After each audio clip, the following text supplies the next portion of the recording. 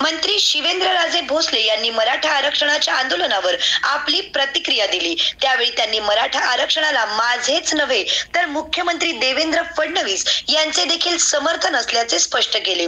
अनेक मराठा मुख्यमंत्री असताना देखील मराठा आरक्षण देऊ शकले नाहीत, मात्र मुख्यमंत्री देवेंद्र फडणवीस यांनी मराठा समाजाला आरक्षण दिले। नंतरच्या सरकारकडून ते टिकवता आले नाही। जरांगे पाटील यांना आंदोलन करण्याचा सर्वस्वी अधिकार आहे।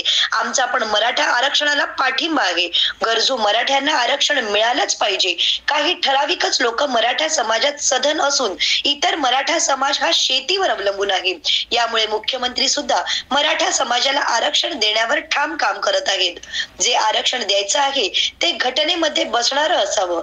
देशाच्या घटनेबाहेर जाऊन आरक्षण देऊ शकत नाही। कायदेशीर आरक्षण टिकायला हवं। मिळालेलं आरक्षण 4 महिन्यांनंतर रद्द होऊ नये यासाठी प्रयत्न सुरू आहेत। तर महायुतीचे 3ही वरिष्ठ नेते यावर योग्य तो तोडगा काढतील असा विश्वास मंत्री शिवेंद्रराजे भोसले यांनी व्यक्त केला। तुमचं नेहमी समर्थनच राहिलंय। एकूण जरांगे पाटील यांनी काही जे आज मुंबईमध्ये आंदोलन चालू केलं, कसं बघताय? आरक्षणाला, मराठा आरक्षणाला नुसतं माझं समर्थन आहे असं नाही, म्हणजे स्वतः देवेंद्र फडणवीसांचं पण मराठा आरक्षणाला समर्थन आहे। त्यांनी पण कधी विरोध केला नाही आणि एक वस्तुस्थिती आपण मान्यच केली पाहिजे। पहिल्यांदा आरक्षण मुख्यमंत्री असताना त्यांनीच दिलं, इतर वस्तुस्थिती आपण नाकारू शकत नाही।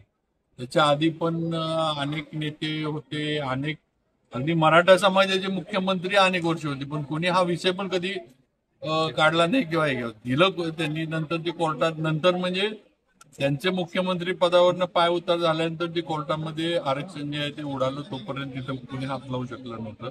ही वस्तुस्थिती। आता आंदोलन करणं हा अधिकार सगळ्यांचा आहे। जरांगे पाटलांचं आंदोलन आणि त्यांनी जे आरक्षणाची मागणी केली आहे ही आमचा पण मराठा समाज म्हणून नक्कीच त्याला पाठिंबा आहे की गरजू जे मराठा आहेत, मी परत म्हणतोय, जे गरजू मराठा समाजातली लोक आहेत त्यांना आरक्षण मिळावं।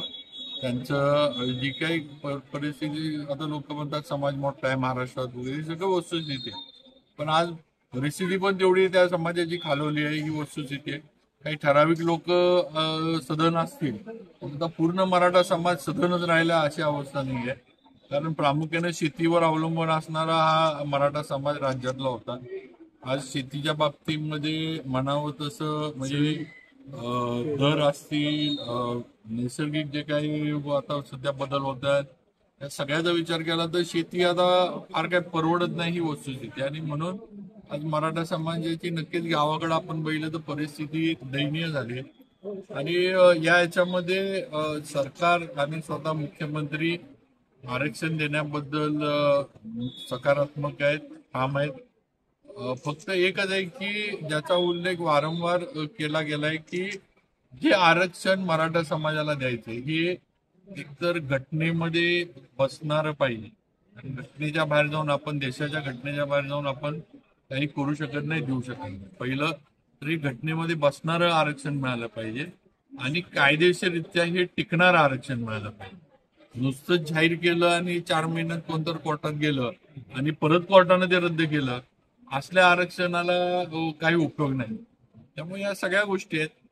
आंदोलन करणं, जरांगे पाटील साहेब म्हणजे मुंबईत बसलेत, त्यांचं उपोषण चालू आहे आणि मला नक्की खात्री आहे की महायुतीच्या सरकारच्या माध्यमातून माननीय देवेंद्र फडणवीस असतील, अजितदादा असतील, एकनाथ शिंदे साहेब असतील, हे सगळे याच्यावर सकारात्मक निर्णय घेऊन योग्य तो तोडगा काढतील आणि आंदोलनकर्त्यांनी पण सरकारला या बाबतीमध्ये सहकार्य करावं। शेवटी आपल्याला तोडगा काढायचा आहे, आपल्याला समाजाला काहीतरी मिळवून द्यायचं आहे।